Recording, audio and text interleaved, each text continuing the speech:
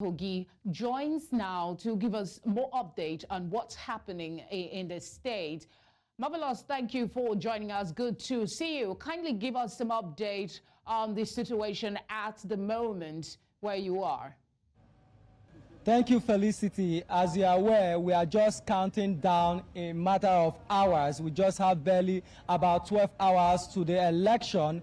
And of course, both the electoral umpire, the security, and of course, the residents in Kogi are all fully prepared for this particular much anticipated election.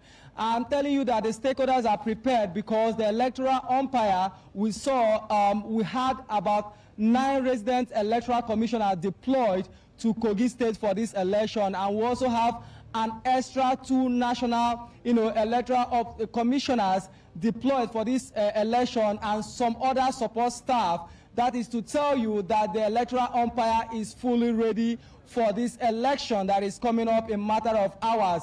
For the security, we also saw that about 40,000 security personnel were deployed for this election. That is also to tell you that the security are also fully ready. In comparison with what happened in the last election, where we just had less than 10% of this particular number, deployed for election. And that of the residents, we also saw that the total number of those who registered for this election were about 1,900,000 and something, and those who collected their PVCs is about 1,830,000 something, which represents about 94%, which is also to tell you that the residents of Kogi State are waiting anxiously for this election. Now, I have an observer with me on the program, Suraj Muhammed, who is going to shed more light on the readiness and preparedness of the stakeholders, and especially those observing this election. Please, Suraj, can you come close? Now, just like you heard my submission, I said both the residents of Kogi State, the electoral umpire, the observers, the security are already ready, waiting for this election when we look at what they have put on ground yet. So are you confident with that preparation, and do you think there are some loose ends that we need to tighten? And what is your take on what you've observed since you've been in this state? Actually, I think it's first time in history in Kogi State we have this kind of election where the vote appetite is very high. The citizens all over the state, 21 local government, where we have our representative. The news reaching us that everybody is quite ready for this particular exercise, especially when the INEC gave their words that everything is ready for both. All the materials are all ready for the exercise, especially the support from the INEC. And this is in the news we heard that INEC has deployed about 2 national commissioners and 9 resident commissioners ready for this election.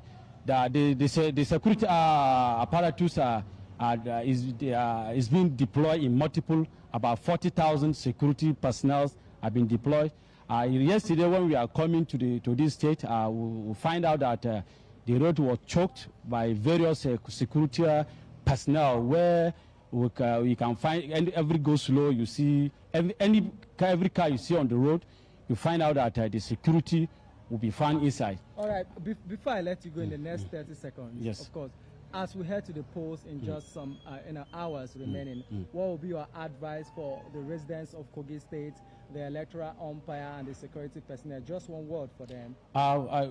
Let's play the card as it should be, because already it looks like we are going to have a free, fair, and credible election. And since the security are up doing, I think the citizens should be ready to vote accordingly.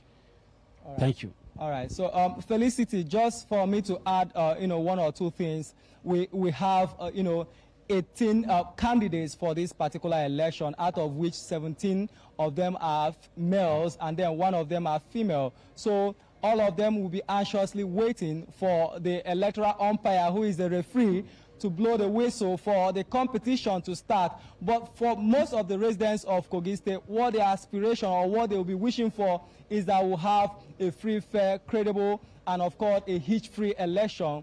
Marvelous. That's definitely the hope. Free, fair elections. Thank you very much for bringing us the update, and please do stay safe.